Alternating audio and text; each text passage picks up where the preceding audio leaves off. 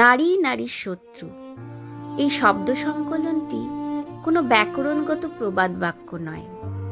এটি সমাজে প্রচলিত বহুল ব্যবহৃত একটি আপ্তবাক্য, যেটা পুরুষদের পক্ষ থেকে বহুলাংশে ব্যবহৃত। তাদের ধারণা অনুযায়ী দুটি নারী কখনো বন্ধু হয়ে উঠতে পারে না, এবং নারীরা যাতে বিশ্বস্ত বন্ধু না হয় তার জন্য আমাদের মধ্যযুগীয় কুসংস্কারাচ্ছন্ন সমাজে কিছু কিছু নারী সম্পর্ককে সব সময় কাঠগড়ায় দাঁড় করানো হয়েছে এই আপ্তবাক্যটিকে সফল করার জন্য। যেমন শাশুড়ি বৌমা, ননদ বৌদি, দুই বা অধিক বোন, এমনকি এক পুরুষের দুই বা তার অধিক স্ত্রীদের মধ্যেও। অথচ যুগ যুগ ধরে আমরা বাস্তব চিত্রটা দেখছি একেবারেই উল্টো।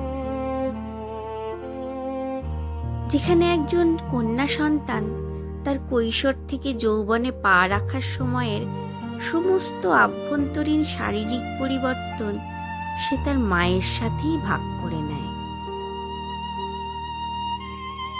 আবার সেই মেয়েটি স্কুল থেকে কলেজে তার বহির্জগতের একমাত্র বিশ্বস্ত সঙ্গী হিসাবে একজন মেয়েকেই খুঁজে নেয়। সেই মেয়ে বিবাহের পর তার জীবনে মায়ের অস্তিত্ব বর্তমান থাকা সত্ত্বেও তার স্বামীর মাকে কত সহজে আপন করে নেয় এবং তাকে মা বলে সম্বোধন করতেও দ্বিধা করে না। সে সেই সম্পূর্ণ অচেনা অজানা পরিবেশে যদি তার কোনো ননদ থাকে, তবে সে তাকেই তার বন্ধুর জায়গাটা দেয়। যে কথা সে নতুন বাড়ির কারোর সাথে ভাগ করে নিতে পারে না, সেই কথা সে অকপটে তাকে বলতে পারে।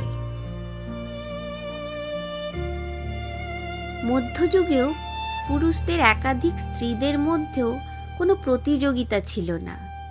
থাকলে তারা একসাথে একই মহলে দিন যাপন করতে পারত না।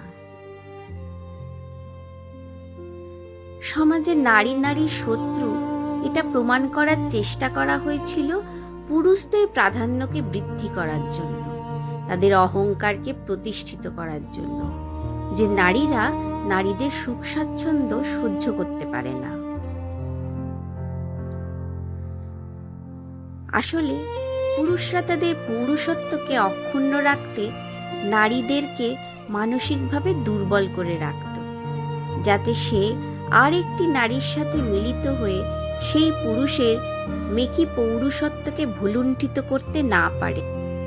কারণ পুরুষ জানে নারী হলো সেই মায়ের জাত যাদের মানসিক শক্তি অপরিসীম। তারা যেমন ভালোবাসার তাজমহল বানানোর মতো সব কিছু উজাড় করতে পারে, সেই তাজমহলকে ঘৃণার আগুনে ভস্মীভূতও করতে পারে।